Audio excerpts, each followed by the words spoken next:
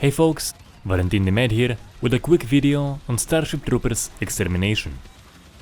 It recently came out of early access and one of the things on the patch notes got my interest. Permanent dead bugs.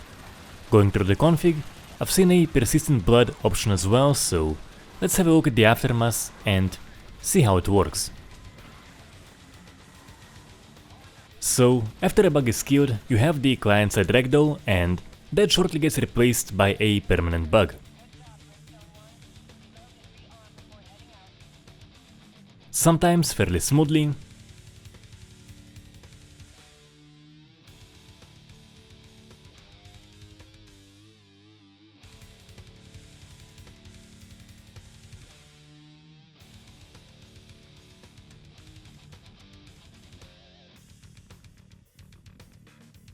other times not so much.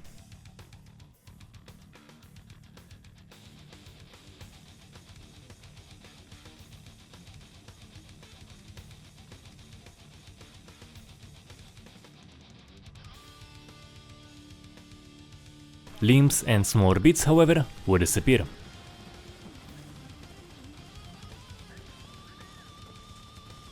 The cool thing is, the bugs now become a physical obstacle, you can walk over them, and yes, they can and they absolutely will pile up, delivering truly cool results.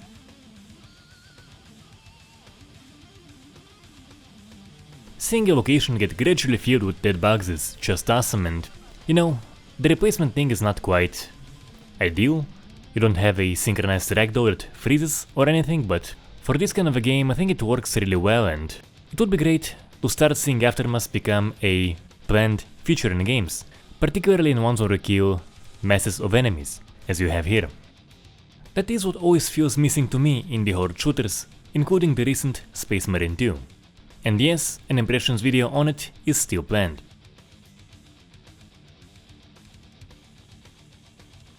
Now if you are wondering, can you clean them up? You can. I first thought with explosives, but apparently flamethrowers and knives can be used for that as well. Not a big fan though of how easy it can be.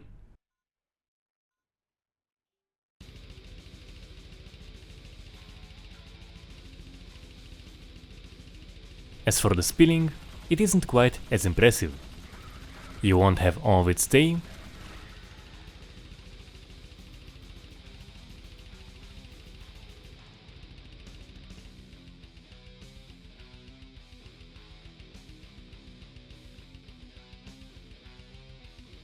And at times you won't have much of anything at all.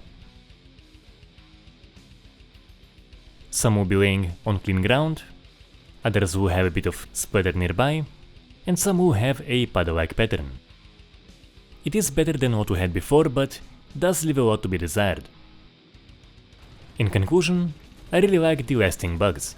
I don't think it is the solution in terms of aftermath, often just a client-side config based on how much your PC can handle will do, but as I mentioned, for games where you're killing tons of enemies without a huge deal of focus on every single one, I think it is a pretty cool solution.